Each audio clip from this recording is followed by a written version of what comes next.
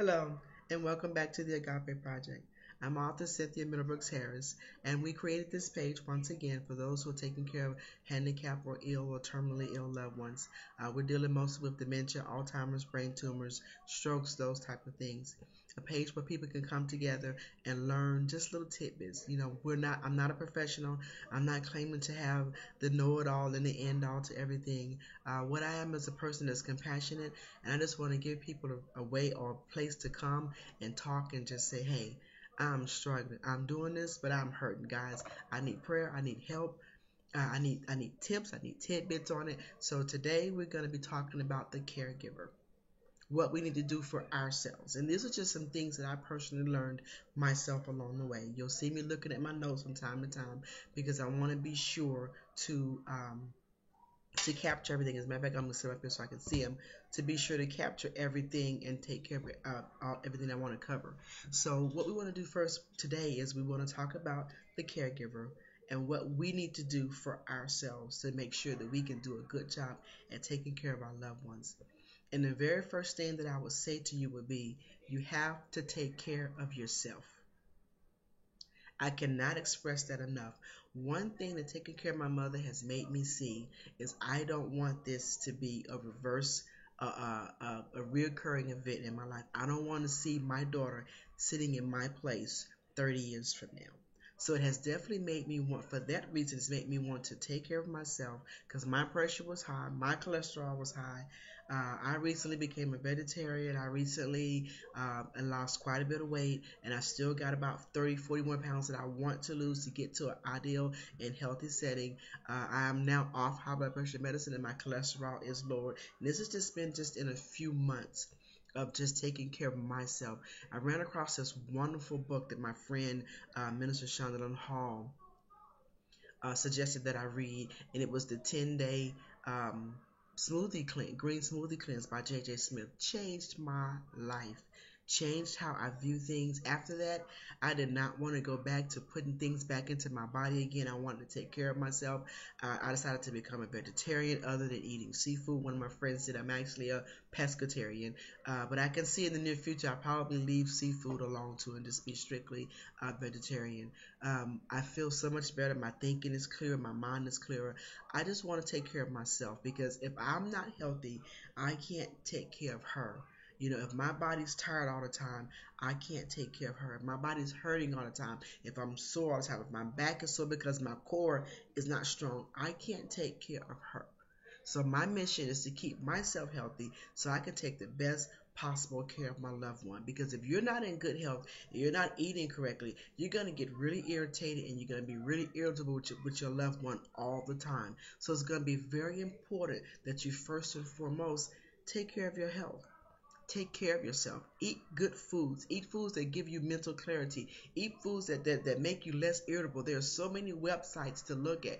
Just begin to Google stuff. There's just too much for me just to answer. I'm not going to do all the work for you. I'm just going to give you an idea of where to go to get the work done. Take some time to sit down and Google foods that make you irritable. There are foods that actually make you irritable for your blood type. Look those things up. Make sure that you're taking care of yourself. Another thing that I've learned is be patient. Your loved one is probably not going to do anything fast. They're not going to do anything fast. Everything they do is going to be slow. So never be in a rush to do anything.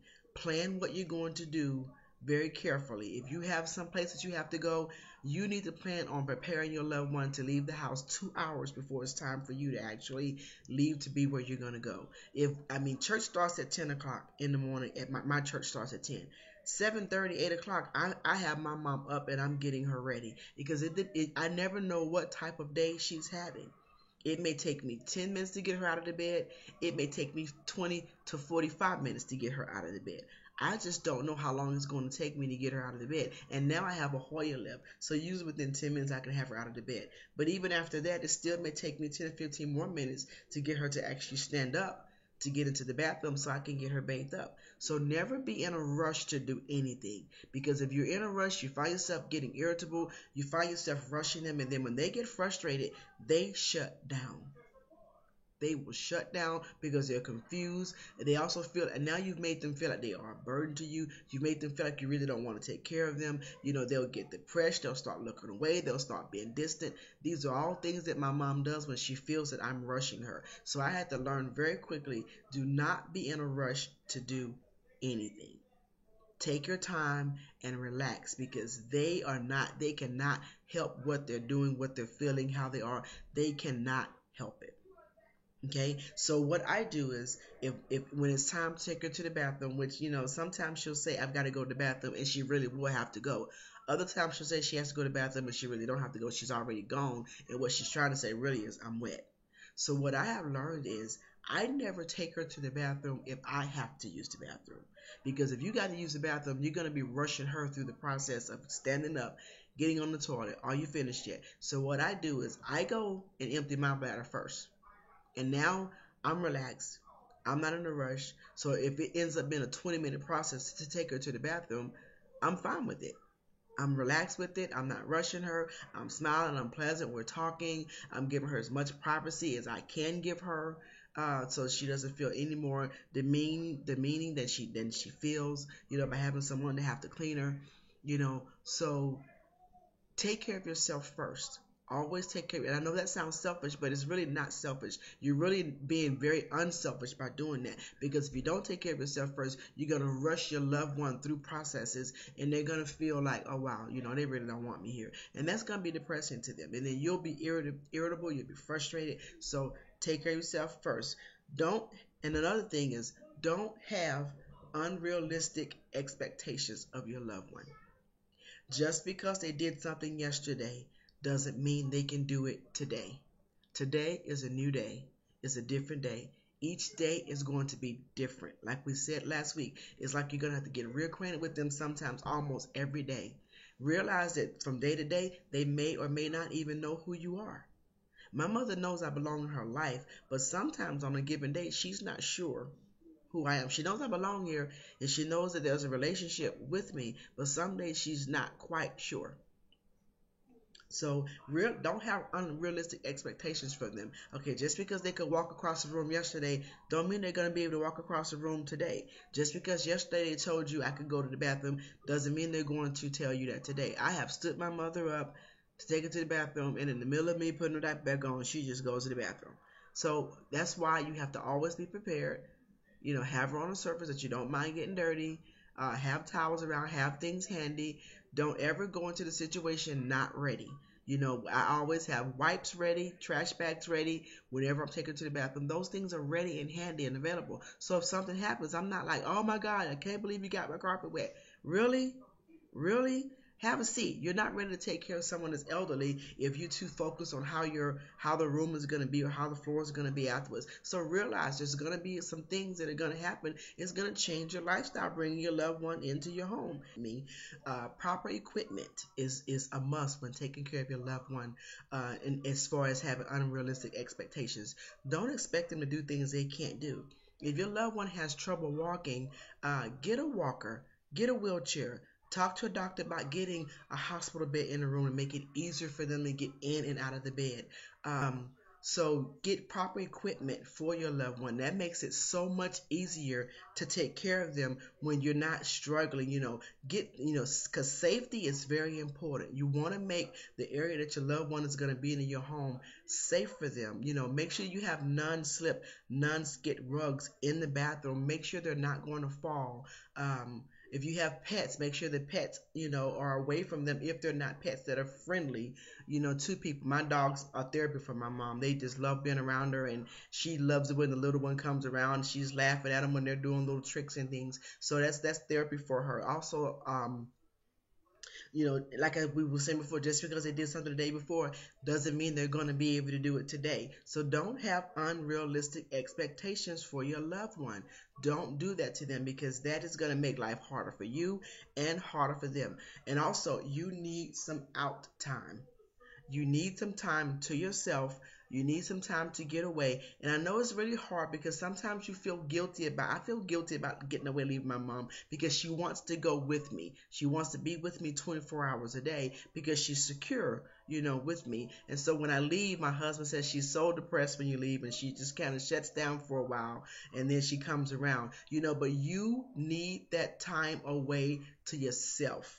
Cure. Even though I'm a cosmetologist, I'll go get a pedicure, go get a manicure, go get my hair done. I'll go do things myself. That's my me time. I'll go shopping. I'll just go for a ride because you have to get away from the situation. Sometimes you may not think you'll burn out, but you will burn out if you do not give yourself your me time. You have to. It's a must. That's going to keep your attitude in check. That's going to keep you feeling happy about what you're doing, and it doesn't become grudgery. It doesn't become like, oh God, I can't believe it. Oh God, it's time to get her up. Oh God, it's time to put her in bed. You won't have those feelings if you give yourself that out time.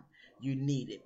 You need to develop your support team. You need a physical support team, people that your mother trusts is going to help you transport her in and out. My husband fills the role of all three in my life. We're going to talk about three different areas. You need a physical support team, you need an emotional support team, and you need a spiritual support team. You need a team of people that's going to be able to help you with your mother. I have two very close friends who I know if I have to go somewhere for a couple of days, they are more than able to come into the house and help my husband get my mom lifted, get her changed, and she trusts them. Your physical support team has to be people that your loved one trusts, because they're not going to stand and they're not going to trust somebody to hold them up that they don't really know very well. So make sure that before you leave your loved one with someone, that they have spent time with them and that they have developed a relationship with them, and that they do trust them. You're going to need an emotional support team. Those friends that you can call and cry on their shoulder. They're not going to judge you. They're not going to say, oh, you're calling me again. Because sometimes you have 4 or 5 bad days in a row. So you need people that you can talk to, that you can cry with, that's going to help you emotionally. Say, hey, girl, come on, you can do it. They're going to pick you up. You need a spiritual support team. My pastor is very involved in my mother's life. She sends, she scripts. She's very helpful. She calls often. Her posts on Facebook are just wonderful to read, talk about dealing with different situations, because we do have people that are taking care of. I'm not the only one in our congregation taking care of a loved one. So and my husband, like I said, fills the role in all three of them. He is my physical, emotional, and spiritual support team, because he's here in the home with my mom. He's taking care of her the same way I am. He's sitting with her so I can get out. First of all, he was willing to let her come here. He could have easily said no, put her in a home. This is gonna change our life, because it is going to change your life. You're not gonna be as mobile. Sometimes you have to say no to outings because you have to keep their environment stable. And then sometimes don't feel guilty when you do lose it. Sometimes you're gonna get frustrated. You may say things you don't mean to say to them out of frustration. Apologize to them, repent to God, and move on. You're gonna have days. That's when I need some me time. When you get to the point where you're frustrated, you now need me time. Take your me time and do what you have to do. It's very important that you take care of yourself, because if you don't take care of yourself, there's no way you're going to be able to take care of them. So thank you again for joining in with us on the Agape Project, and thank you also for having the love for your loved one to keep them in your home and not just putting them away for someone else to have the responsibility. It's a lot of work, and it takes a lot of time, and it's a lot of sacrifice. So I applaud you for being willing to be the loved one to do that. And thank you. And I'm thankful for my brothers and sisters who support me, who call, who send finances and help, and they come to visit. And, because, your whole family has to be involved in this if it's going to work successfully. So again, I thank you. God bless you. And we will see you next week with the Agape Project.